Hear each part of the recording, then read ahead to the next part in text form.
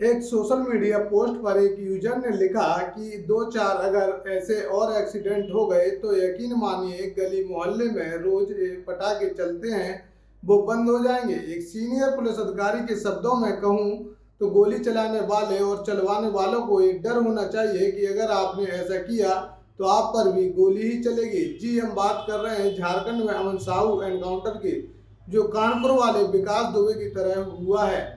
क्या है पूरा मामला, आइए बताते हैं। दोस्तों, एक खबर झारखंड के पलामू से आ रही है, जहां गैंगस्टर अमन साहू का एनकाउंटर कर दिया गया। मीडिया रिपोर्ट्स के मुताबिक रायपुर से रांची लाने के दौरान पलामू जिले में उसका एनकाउंटर किया गया है। अब सोशल मीडिया में खबर वायरल हो रही है कि कानपुर वाले विकास दुबे की तर्ज पर अमन का एनकाउंटर हुआ है। बताया जा रहा है कि पलामू जिले के चैनपुर के अंधारी टोडा के पास झारखंड के सबसे बड़े गैंगस्टर अमन साहू को गोली मारी गई है। अमन साहू पिछले 3 महीने से रायपुर के जेल में बंद था। रांची के बरियातू में कोयला कारोबारी पर हुए हमले और हजारीबाग में एनटीपीसी डीजीएम के मर्डर मामले में पूछताछ करने अमन साहू को रांची लाया जा रहा था। घटना के संबंध में जो जानकारी सामने आई है उसके मुताबिक पहले अमन साहू गिरोह के अपराधियों ने पुलिस के कारकेड पर बम से हमला किया। इसके बाद अमन साहू ने मौका पाकर एक पुलिस जवान से उसका इंसास राइफल छीन लिया और उसे गोली मारकर भागने लगा।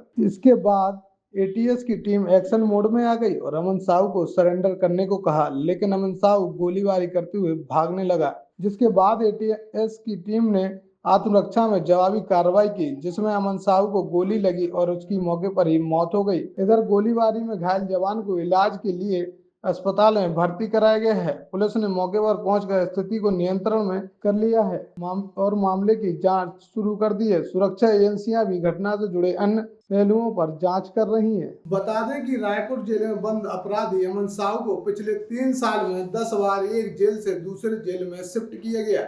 इसके बाद भी उसका आतंक कम होने का नाम नहीं ले रहा था। अमन साहू जेल से ही अलग अलग जिलों के कारोबारियों को लगातार धमकी देने और रंगदारी वसूलने का काम करता रहा था। आइए आपको बताते हैं कि इस अमन साहू की पूरी कुंडली। अपराध की दुनिया में तेजी से सीढ़ियां चढ़ रहा है कुख्यात गैंगस्टर अमन साहू एक बार फिर चर्चा में आ गया, क्योंकि इसकी गैंग में कई लड़के शामिल थे, जबकि इसका संबंध लॉरेंस बिश्नोई गैंग से भी माना जाता है। अमन साहू हाल ही में हुई झारखंड विधानसभा चुनाव भी लड़ना चाहता था, हालांकि हाईकोर्ट ने उसे चुनाव लड़ने की इजाजत नहीं दी थी। अमन साहू ने हाईकोर्ट के चीफ जस्टिस को बंदी पत्र लिखकर दावा किया था कि उसकी हत्या की साजिश रची जा रही है। उसने आरोप लगाया था कि साजिश में पुलिस अफसर, कोयला माफिया व राजनेता शामिल हैं। साजिश के तहत उसे एक से दूसरे जेल में शिफ्ट किया गया जा रहा है। मीडिया रिपोर्ट्स के मुताबिक अमन साहू मूल रूप से झारखंड के रांची में आने वाले छोटे से गांव मतबे का रहने वाला था, जिस पर छत्तीसगढ़, झारखंड, उड़ीसा समेत कई राज्यों में 150 से ज्यादा मामले दर्ज थे। पहले वह झारखंड की सरायकेला जेल में बंद था, लेकिन जब जेल से उसकी गैंग तेजी से अपराधों को अंजाम दे रही थी तो उसे छत्तीसगढ़ की रायपुर सेंट्रल जेल में भेज दिया गया था, लेकिन यहाँ से भी वह अपनी गैंग को चलाता था। अमन साहू एक आपराधिक मामले में 6 साल की सजा सुनाई गई थी, जबकि एक और मामले में उसे 3 साल की सजा सुनाई गई थी, जहां वह जेल में अपनी सजा काट रहा था, लेकिन अपराध की दुनिया में तेजी से आगे बढ़ रहा था। तो अब आप समझ गए होंगे कि ये अमन साहू कितना कुख्यात और खतरनाक गैंगस्टर था। वहीं इस एनकाउंटर के बाद लोगों को एक बार फिर यूपी में कानपुर वाले विकास दुबे के एनकाउंटर की याद आ गई, जो लगभग इसी तरह किया गया था। बाकी आप बने रहिए हमारे साथ, क्योंकि खबर के हर चौराहे पर पोस्ट में मिलेगा सत्य के संदेश के साथ। जय हिंद, जय भारत।